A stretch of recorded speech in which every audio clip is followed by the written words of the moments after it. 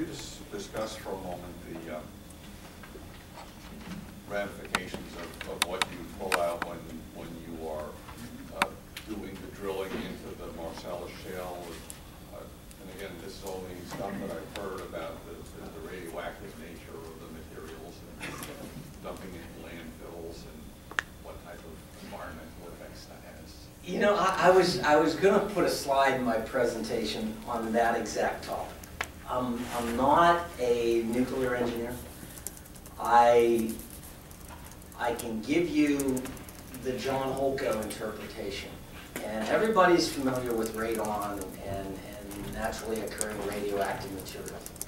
Fairly common, especially in New York State, because we have these hydrocarbon-bearing formations fairly shallow. We have the Marcellus comes up in Marcellus, New York. So we're not unfamiliar with this naturally occurring radioactive material. The issue with radiation is if it can get concentrated, okay? If there's a point at which this starts to accumulate.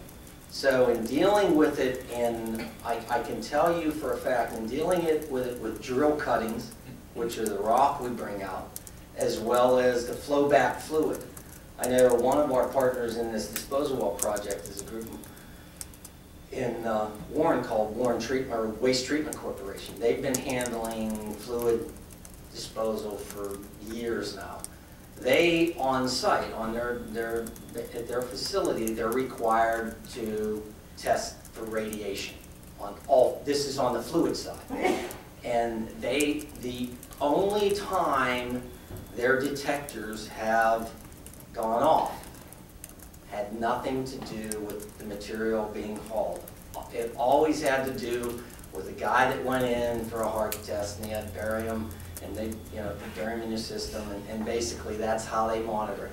Every one of them, and it's been twice, they've always been that. So there doesn't seem to be a concern with it retaining in the fluid as it moves. Okay?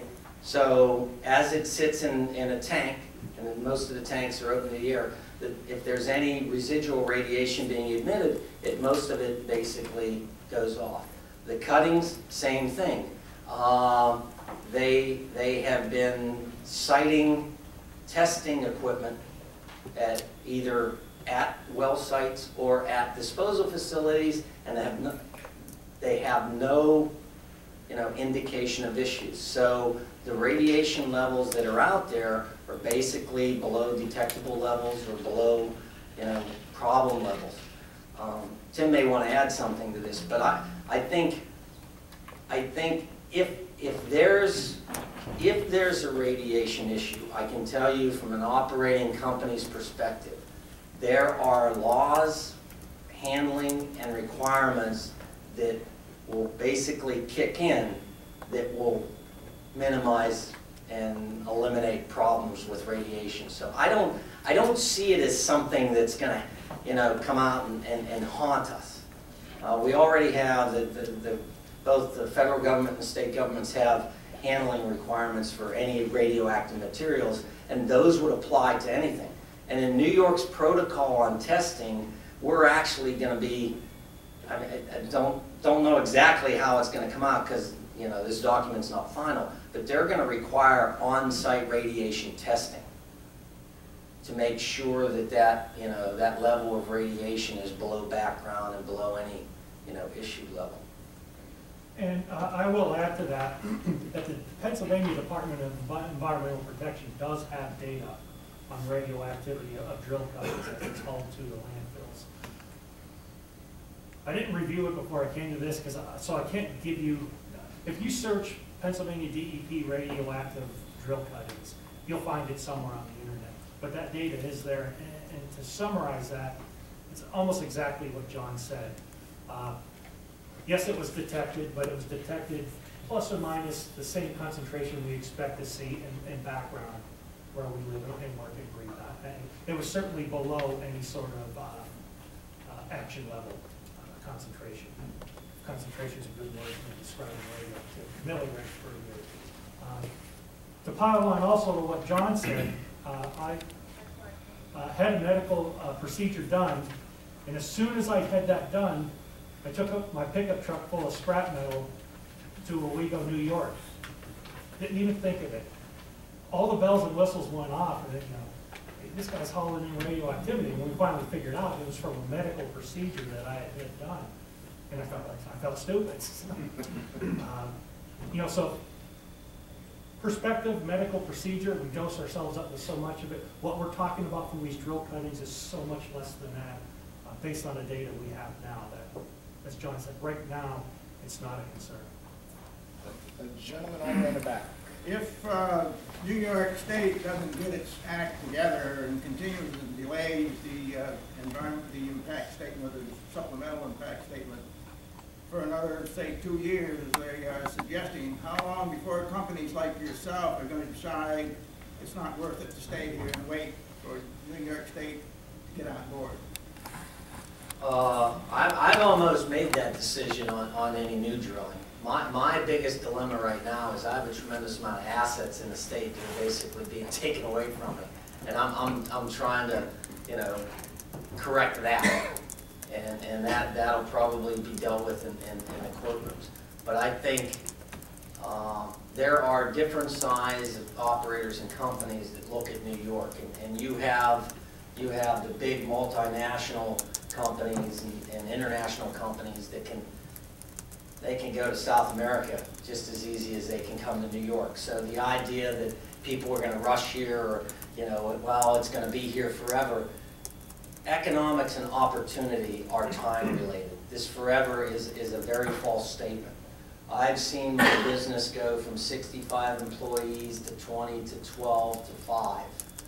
And I looked at doing our 2012 tax return, and I looked at the distribution of revenue from the other states I operate to New York, and it's embarrassing now what New York is a percentage. And I hate to say this because I love New York. I raised my family here, and I recommend to people just stay away. I will add to that also, if you don't mind. John had mentioned the larger companies, the multinational companies. I know for a fact that just most of them couldn't even point to New York State on the map. At this point, the interest just isn't there anymore. And that window is closing. It's closing. So it's something to be absolutely concerned about. If that window closes, will you ever get that chance again? I don't know. Young lady, second, the last row back. Hi, I have a couple of questions, but the main one is, Tim mentioned there's cracks of thickness of hair. One of the slides said it's 150 feet long. And then John mentioned that they bust up the rock to get to the gas. Could you tell me what that actually does to the earth? Is it going to cause earthquakes, weakening of the earth's surfaces, etc.? I can start that. A truck driving down a road basically could be measured by, seismic activity. So when you say earthquake, you have to discuss, what are we talking about? Does hydraulic fracturing bust up the rock and cause it? Yeah, I mean, it shakes up the earth. Does it cause permanent damage that could be felt later? My response to that is no. You've heard the earthquake incidents sort of came about because of some disposal operations in Ohio. And for years, whether it's Los Alamos Laboratories or whatever, the industries, the geologic and especially the geothermal industry, because geothermal operations in the West pump a lot of fluid in and out of the ground and cause a lot of earthquakes, okay? The reason they do that is they're trying to get to the warmest fluids possible in the Earth's surface. And to do that, you got to get closer to the center, closer to the basement. In Ohio, the incidents that had the recorded earthquakes at surface were disposal operations that were disposing in a zone that was essentially fairly close to what we call the basement, the granite rock. And there's natural fractures that come up through that granite that we have, you know, warm water and things coming through. But as you pump, okay, if you happen to pump into those, okay, into those larger scale natural fractures, you can create natural slippage. That causes shifting and earthquakes. What we do, we're whether it's the Utica or the Marcellus, we're thousands of feet above that center, you know, granite rock, and we're thousands of feet below the surface. So the activity we're doing really is a temporary seismic cracking of the rocks, and then it settles. It doesn't reactivate. It's not like doing something in close to the basement where you're putting fluid into the natural fractures. And I don't know if this will help with your perspective or not, but in the shallow geology, you know, where we typically look for water, you know, say 500 feet or less from the surface, the rock is really, really broken up. In fact, those are the areas that we're looking for, because those are what transmit water. That's the primary porosity. We're looking for those fracture zones. And those fractures literally can be of the more, for lack of a better word, cavernous type that are measured feet across, tens of feet across. You know, it's a good question. Hey, if we break up this rock, is the surface going to subside? You know, are we going to collapse in on ourselves? Based on everything I've seen, as John said, the answer is no. Any other questions? Let me go to the gentleman right there, and I'll get back to everyone. Sir. Thank you. You said there was 3 dozen instances of stray gas migration. What happened in town of Denver? That was a stray gas incident. I don't have any inside information on that, but that was, I believe that was a casing issue, and it was a stray gas incident. We did not see the migration. Dimmick was is one of those places where the EPA came back, and we Moody, were on site with the EPA during that hydrofraction study and collecting split samples with them. That was not a case of hydraulic fluid migrating through the subsurface of the aquifer. That was a stray gas incident. And a lot of times what makes the water look bad when they hold up the brown jugs, a lot of times stray gas, it comes through, it's turbulent, it causes the water to be turbulent. If there's any iron in the water, it may cause it to oxidize, so you actually see the iron come out of solution, and it brings a little bit of turbidity, and that's why the water can look like it's really contaminated, but it's really just turbidity from the bedrock formation that it's in. And not to belittle that condition, because that has to be fixed.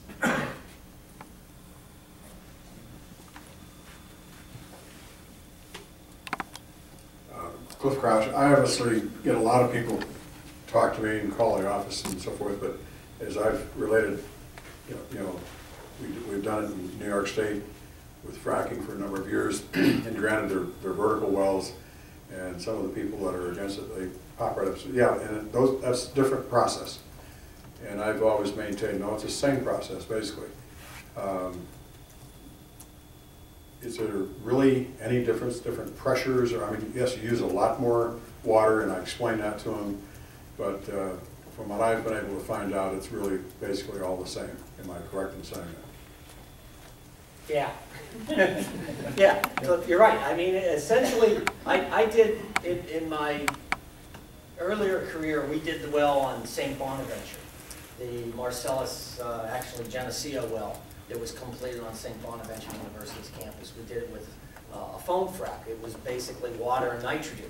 And the pressures encountered in that well essentially are the same pressures encountered in doing that well horizontally, except the increase in pressure is associated with the longer pipe you're pumping through. So most of the pressure increase you see at the surface really is friction pressure. It's called, and that's the reason we use the chemical friction reducer. It's because we're pumping through that long pipe. I explain it to people, I say, look, it's this simple. You can take a regular straw from McDonald's, okay, and you can suck water through it, okay, and you can blow bubbles like my son does. He'll blow the bubbles and they come up. I said, but make that 100 foot long and try to drink that same milk or blow those same bubbles. You're going to be, you can't do it. And the reason, it's simple. The reason is really friction, whether it's on air or water or whatever. I mean, that's the impact you have. But the process itself, hydraulic fracturing, it has, I started my career with Halliburton, and it was a great company, and it still is a great company. And you got to realize that they've been doing the same thing almost since the 1940s. It's just pressure and hydraulic horsepower. Just one more question. You did say that our state regs now are such that the fluids, it's going to be a closed system. There's going to be no open pits. Right. If and when it becomes permitted to do natural gas development further in New York State, where are these fluids? Is there a processing facility within the state to work this to not purify the fluid but to recycle it? Well, as you saw on that map, the majority of the operations that will start in New York are essentially across the border from Pennsylvania. Everything, I don't know, I mean, that state line really hasn't stopped me from going across there. So all those facilities currently in operation in Pennsylvania, whether it's the CARES facility in Mount Jewett or the Eureka facility in Williamsport, those are all obtainable for New York operations. The fluids will go there initially.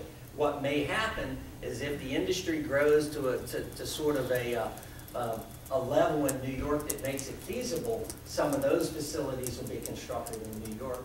A lot of the fluids will be recycled.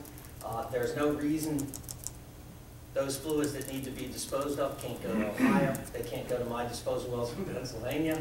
I mean, I operate a disposal well here in New York, in Livingston County. So, I mean, we can develop the resources to handle fluid anywhere. There is no doubt about that. In my mind, there is absolutely no way New York state law requirements will allow anything bad to be dumped on the roads, dumped in the water, or put in a landfill. We're just way too regulated. And I kind of take that in a different direction, comparing regulations. The Pennsylvania oil and gas regulations is about all of 150 pages. And we've used that 150 pages to go so far without a hydraulic fracturing incident of it migrating through groundwater. New York State is up to 1,600 pages. Oh no, the document, somebody correct me. My understanding is it and the appendices and the additional documents over 4,200? Yeah. Is that right? Something like that? That's not right. And, we've done it with 150 pages, and going back on the question that You was have asked quality earlier. print. Yeah. John can tell me to shut up, but I do have a fear that the overregulation and the cost of that is going to prohibit development of natural gas in New York State anyway. True or false? I'll make, just so everybody understands sort of where these regulations are going, there is a perception that we can create the absolute regulation to prevent anything. Everybody in this room knows that the one thing that does is it prohibits the industry or anybody else of getting better or doing something new. We say, oh, no, this is all we have to do. In Pennsylvania, what they've done is they've created a set of guidelines and objectives. And the industry has basically created best practices and operations that are even getting better every day. New York thinks they know everything. So they're going to put this cast in stone. And as an industry, all we've asked in the SGEIS is, look guys, you can tell us we can't drill here, we can't do that. Why don't make it mandatory? Say, unless you can show us something that's better. They won't even do that. That, to me, is detrimental, one, from a regulatory structure, but two, from an opportunity. People aren't going to come here and do something when they know they can do better and less impact. Most of the big companies have, you know, zero impact policies. Like Tim said, that's their goal. I mean, God knows, I tested a lot of water wells in New York and Pennsylvania for our disposal operations, and I can tell you, none of them have been impacted by my drilling. All of them have been impacted by other things. And I would love to help the people stop that. But I'm not going to prevent, you know, a guy from putting salt on his sidewalk. I'm not going to prevent, you know, some farmer from putting fertilizer on his field. The majority incidents of water damage in New York State have been caused by surface activities of unregulated operations. And that, you know, that's the truth. Any other questions?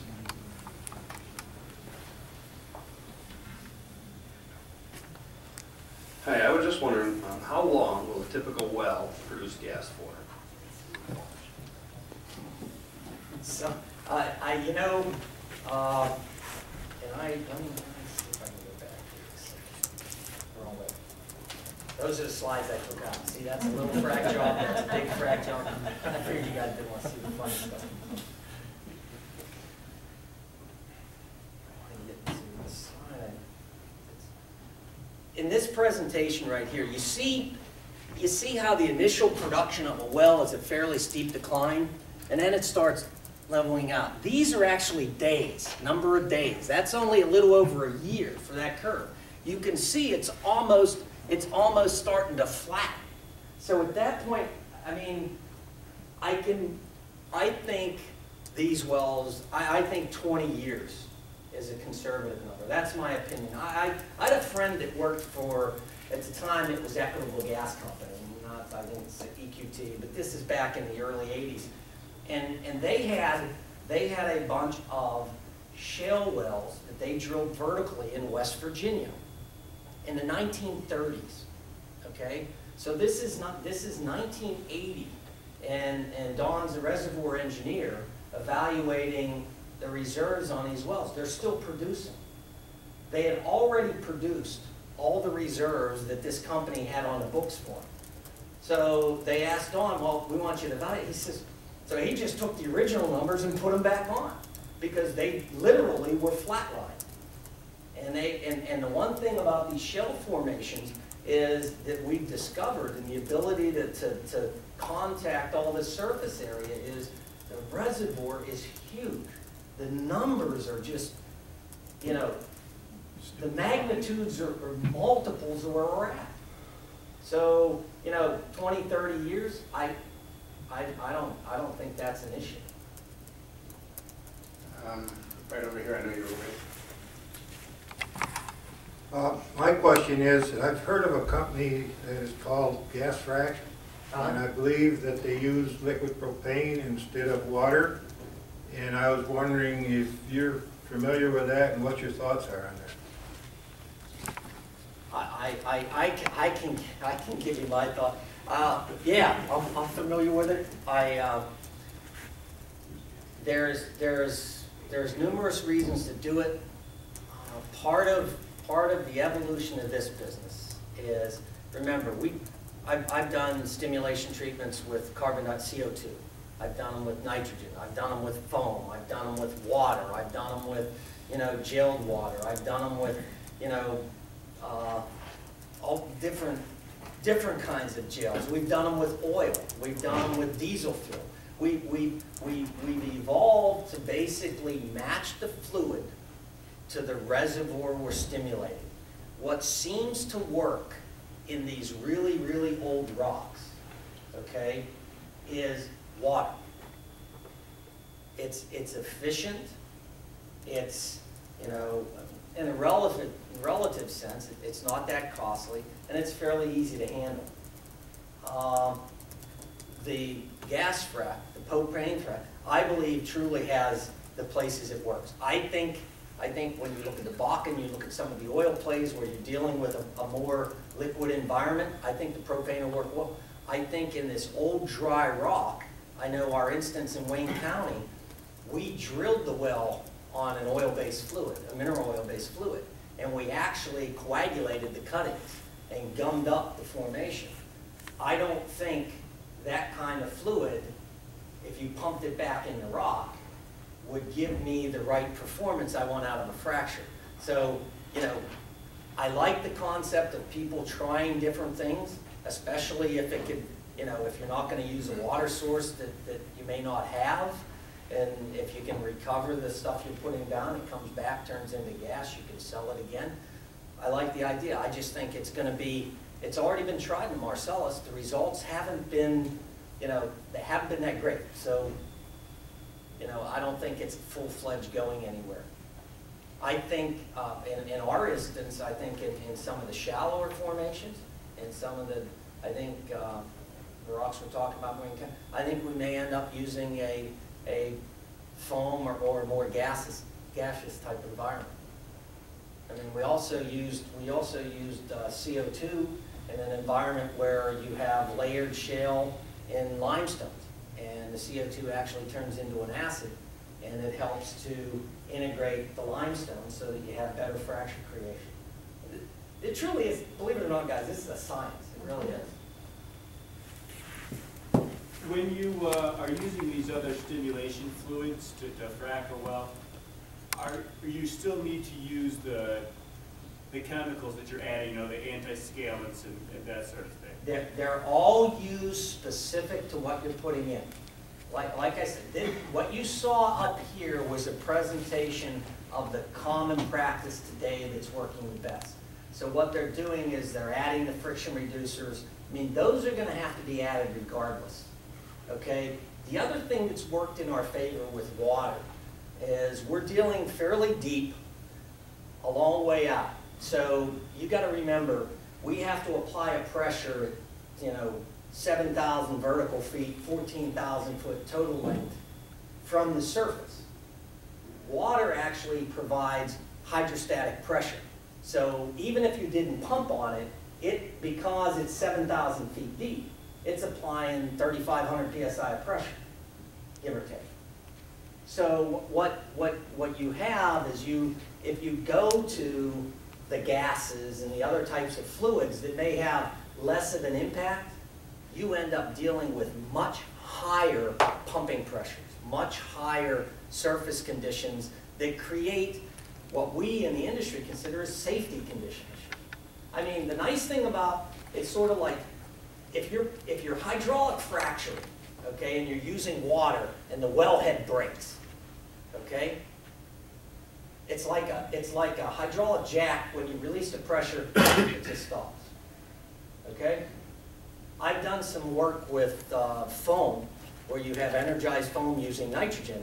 If the wellhead breaks, that nitrogen is a gas. It's all coming back. It doesn't stop. You run and you run and you hide under anything you can because everything coming out may be an issue. So everything we do is sort of a tactical analysis of what's best, especially in New York, based on that well, that place, that condition. Everything's site-specific. Hi, I'm a county representative, so I get a lot of questions, and one of them that I've heard quite often is, what happens to all the metal that's above ground when the site is no longer being used? Does somebody come back and remove that? Does it just sit there to rot? What happens? You mean like the drilling rig and the tanks and the... Well, the heads that are sticking up out of the ground when they're done, you know, they dry Oh, away. I've seen a few on some of my sites, and it looks like there's something above ground, about 5 foot high, give or take. Some are lower, some are higher.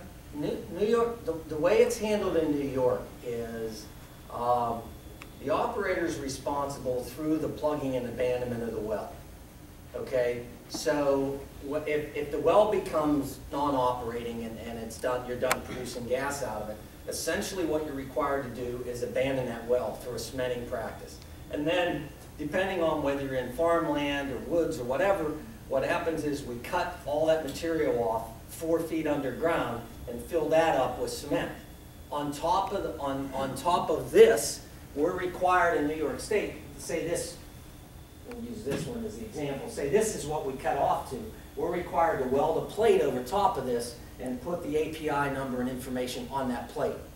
So that, and the reason they have it as a metal plate, that if somebody had to, 50 years from now, you know, come back and locate that, it's a little easier to locate with a metal detecting device. So that's the requirement in New York today. Any other questions? No other questions? I'd like to thank Tim and John for their presentation today.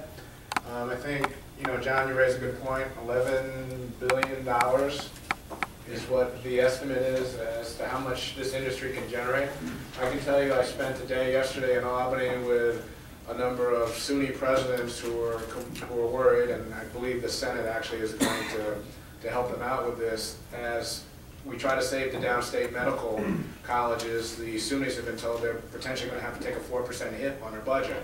So you take a school like SUNY Farmingdale, that's $1.5 million in 3 years. So, you know, we have industries like this that are going to create all this revenue for the state, but it seems as though we don't want this revenue, but we'd rather cut our SUNYs. But I appreciate you guys for coming. I appreciate the questions. If you guys want to take a look at the well casings or the displays, feel free. Any other questions that you want to ask the guys as we leave, feel free. Thank you very much.